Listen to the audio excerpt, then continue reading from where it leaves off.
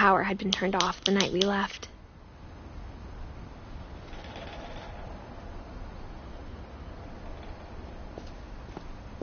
For the first time in years, I felt like I was home. But instead of a family, there were just memories of one. Like how only one restaurant would deliver to our house, so we had Chinese a lot. Or how after Louis started working at the cannery, we all got sick of eating salmon. Except our cat, Molly.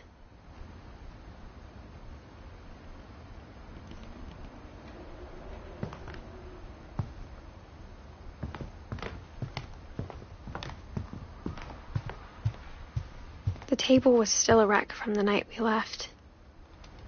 It was like a bomb had gone off, killing everyone but sparing the furniture.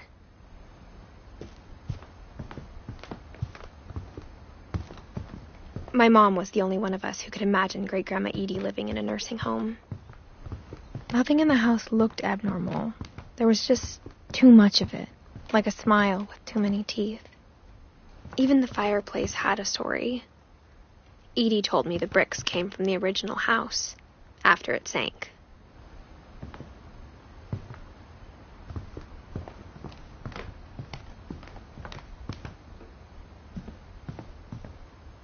Mom always told me to stay out of the basement, so I wasn't too surprised when the key didn't fit.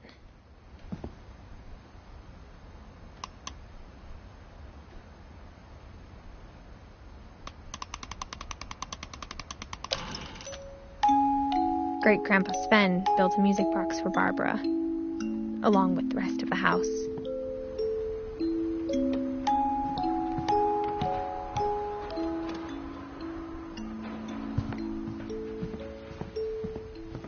A lot of things got left behind in the whirlwind of that last night. My mom wasn't much of an optimist, but she never stopped believing that my brother Milton was alive.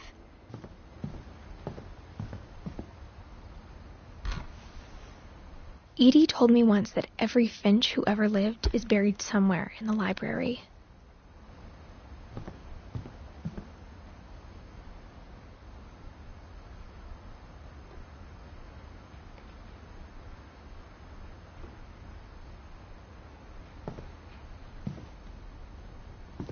After Milton disappeared, Mom sealed up all the bedrooms.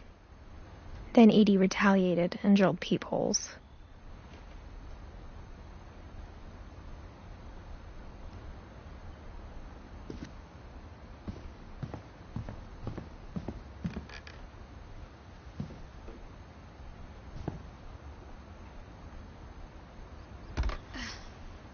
Molly always seemed like a girl I could imagine being friends with, if she hadn't died in 1947.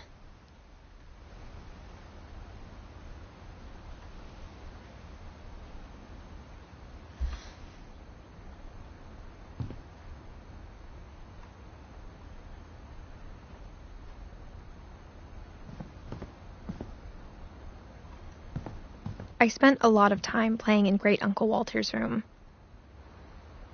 I think my mom sometimes regretted not sealing it up.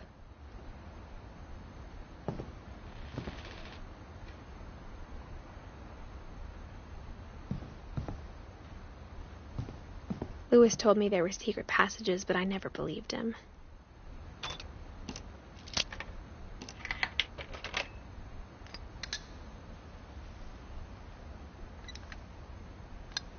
Turns out, my mom was really good at keeping secrets. Now it was time to find out what my mom had been afraid of.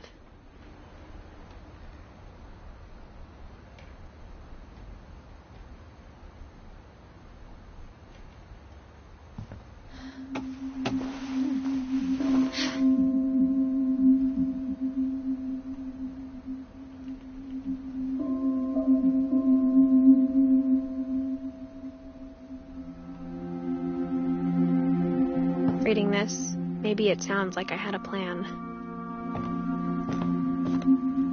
But I had no idea what was behind that door.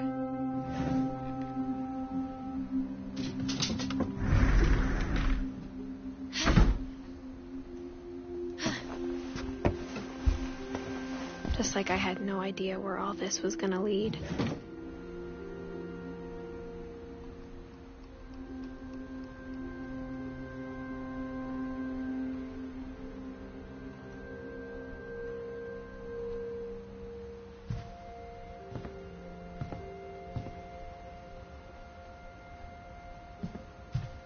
I grew up looking at Molly's room through the peephole.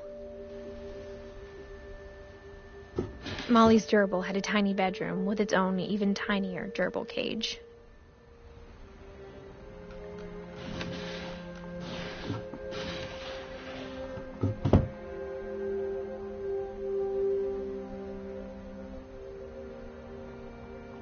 Being inside for the first time, I felt like I'd stepped behind a painting.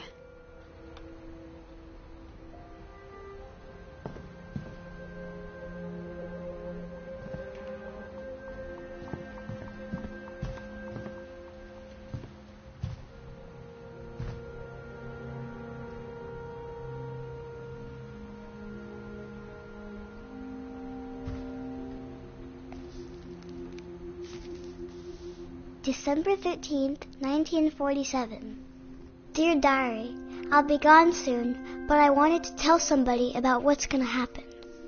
It started when Mom sent me to bed without dinner. I woke up and I was starving, so I looked around for something to eat.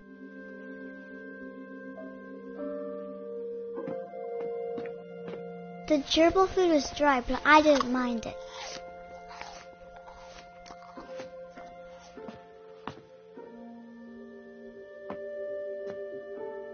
My Halloween candy was all gone.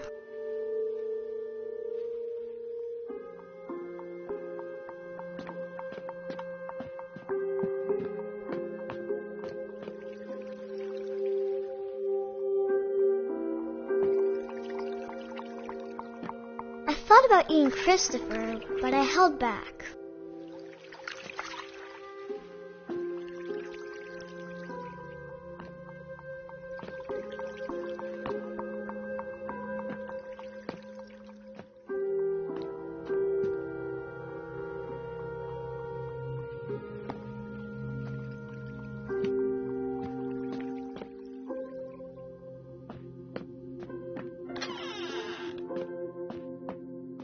I kept eating and eating.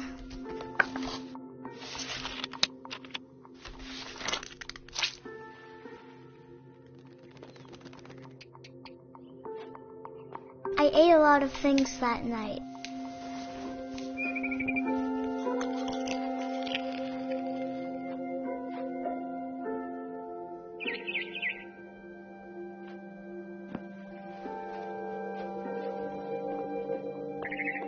Then I heard chirping outside my window.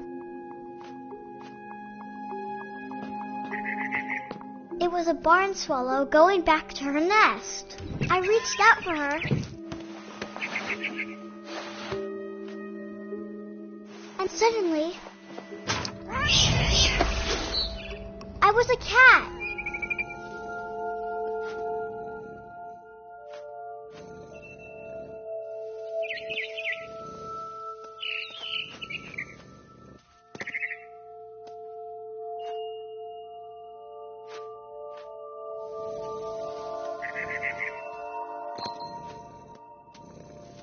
I tried to be quiet, but the bird was really scared.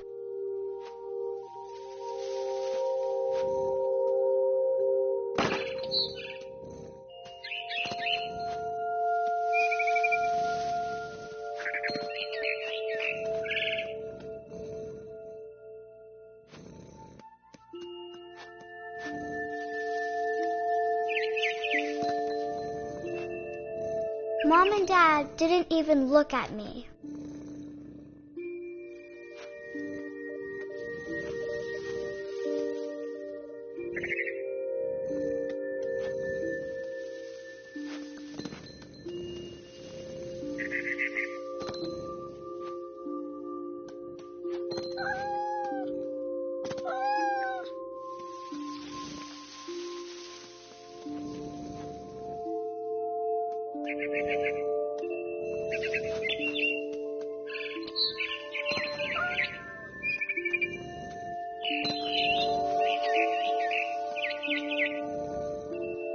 I jumped and I almost got her.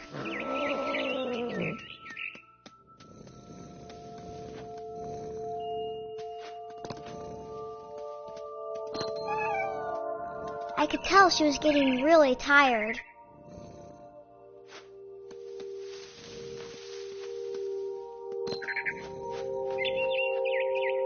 Now I was up in the big tree. I promised Dad I wouldn't climb it anymore. All I cared about was eating that mama bird.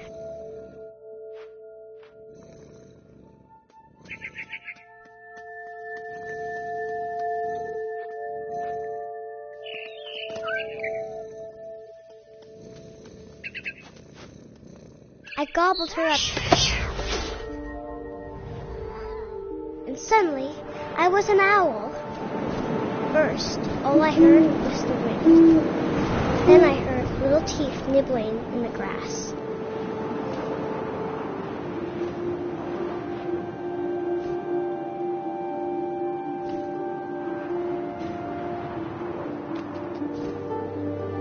Rabbits.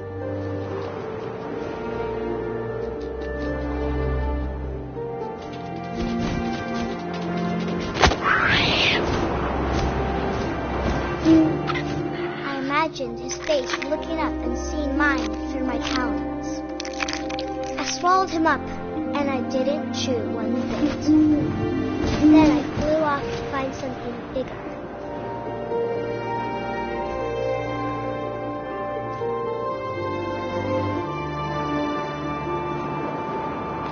A mama rabbit.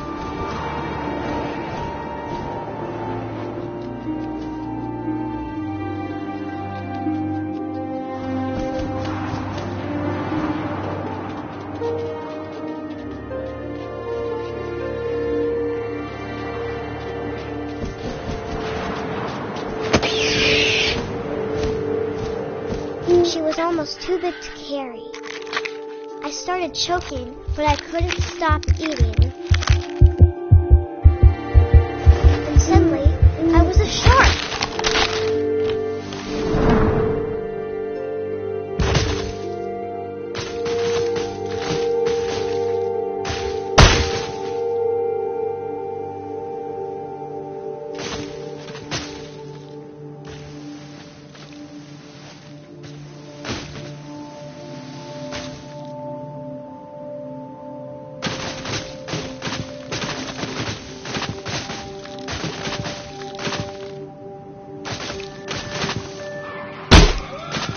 I rolled off the cliff and into the ocean. Now, I was hungrier than ever.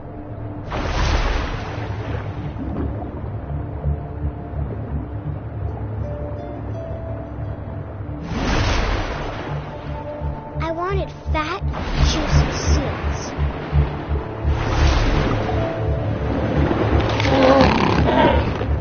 I tore off her flipper, and it tasted really good.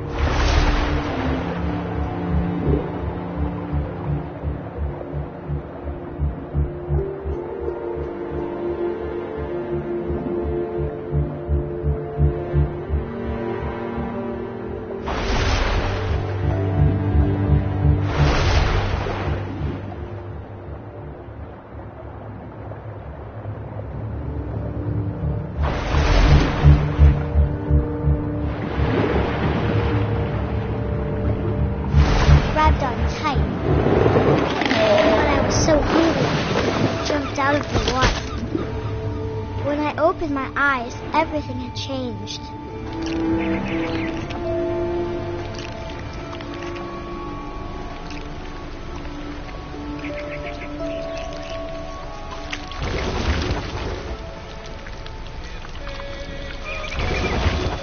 Now I was a monster, and I smelled people everywhere.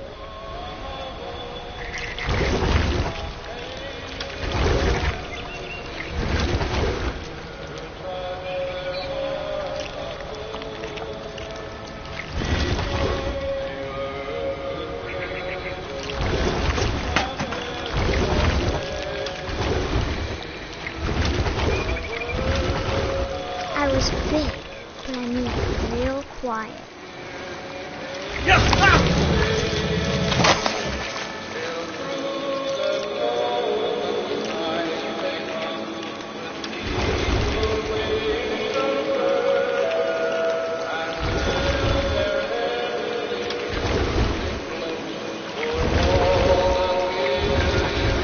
I wanted to stop, but also I didn't.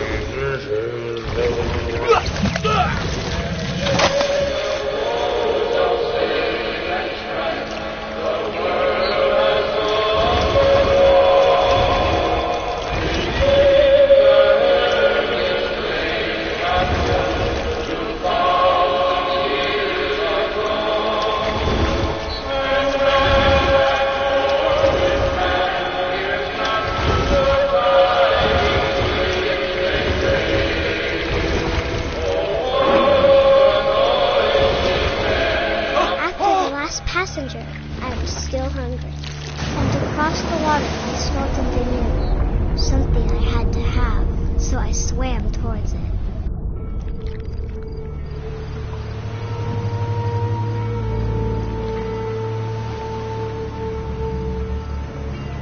I slithered onto the sand, and the good smell went into an old pipe.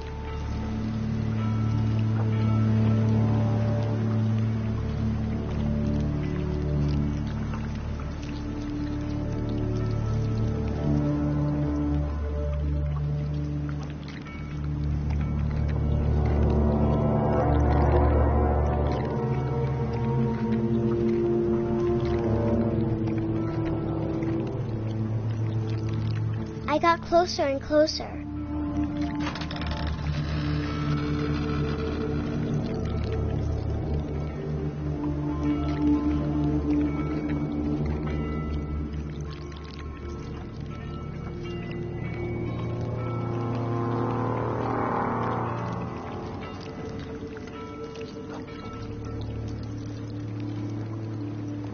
All of my stomach started growling. And suddenly, I was me again. I held my breath for a long time, but I couldn't hear anything. I think it's waiting for me to fall asleep. But it's not going to wait much longer. It needs to be, and we both know I will be delicious.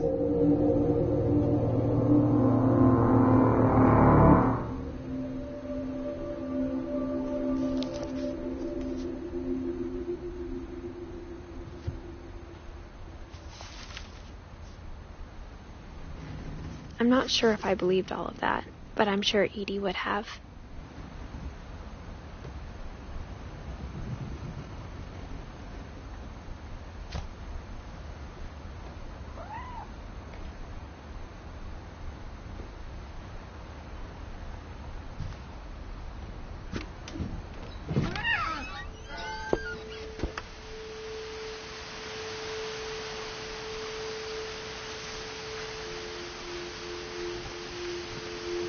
This will be obvious later, but my mom never told me any of these stories. Edie would have, but Mom didn't like bringing up the past. Though, when we adopted a stray kitten, she was the one who named it Molly.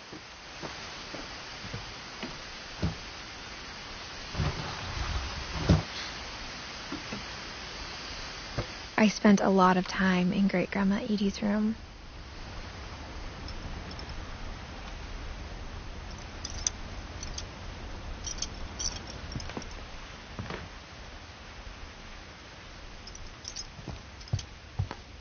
Her room was like a museum.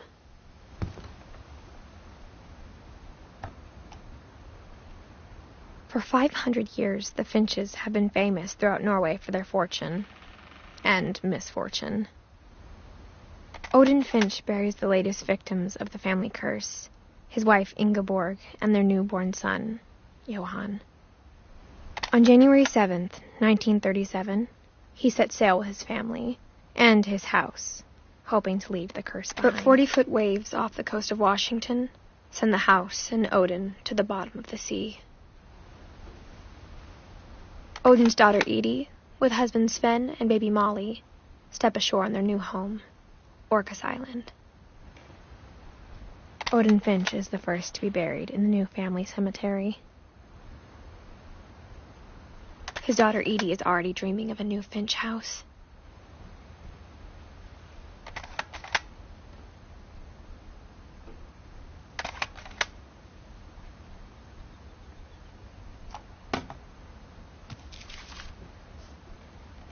Whatever's wrong with this family, it goes back a long ways.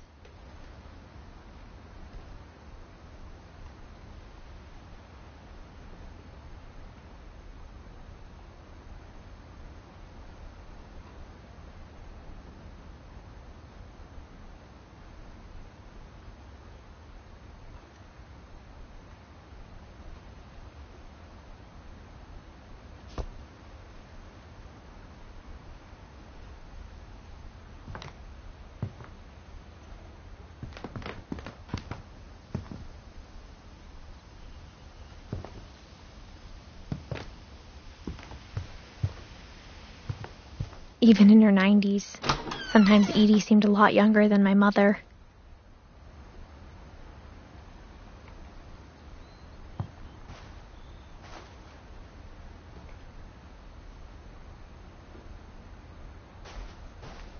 The only trace Grandpa Sam's first wife, Kay, left on the house was the pink bathroom. It was a pretty big trace.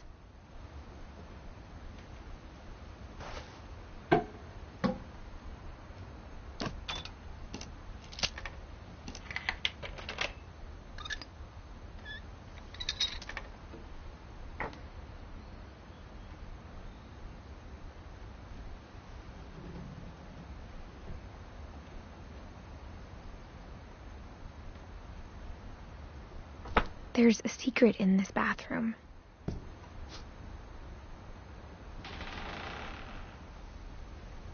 It's in the last place you would look.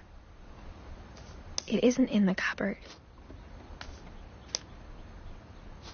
It's hidden in this book.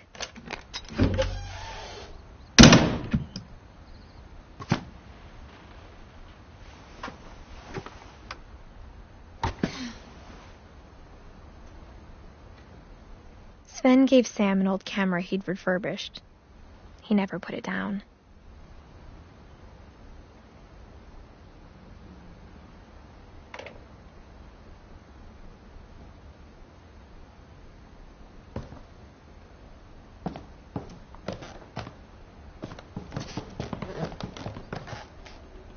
From the paintings on the wall, it was clear my brother Milton had been here before me.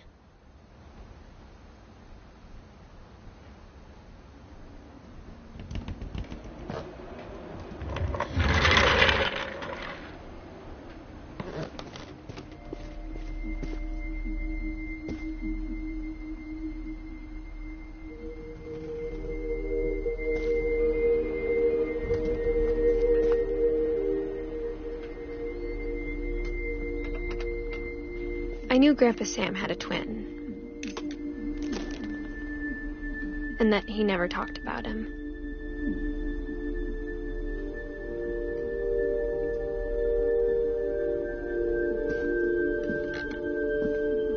I guess my grandpa didn't like history any more than my mom did.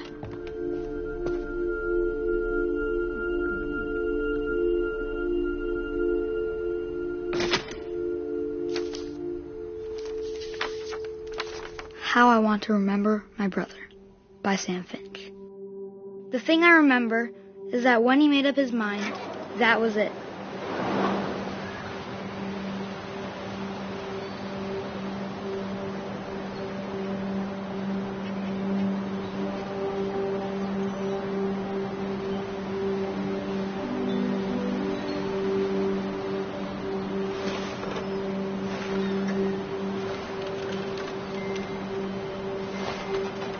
My brother said he'd die before he ate another mushroom.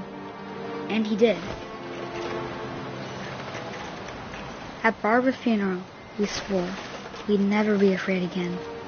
And he wasn't. I think Calvin always wanted to fly. Sam! Calvin! Dinner's ready! Coming! But that day, he finally made up his mind to do it. I told him going around was impossible. Maybe if I hadn't said that,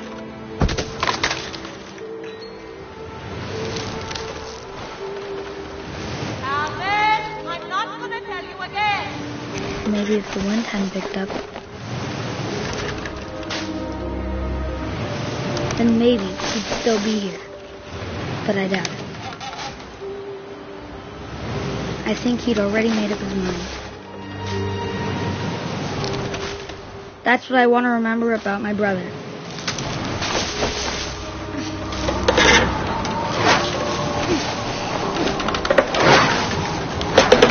The day he made up his mind to fly. And he did.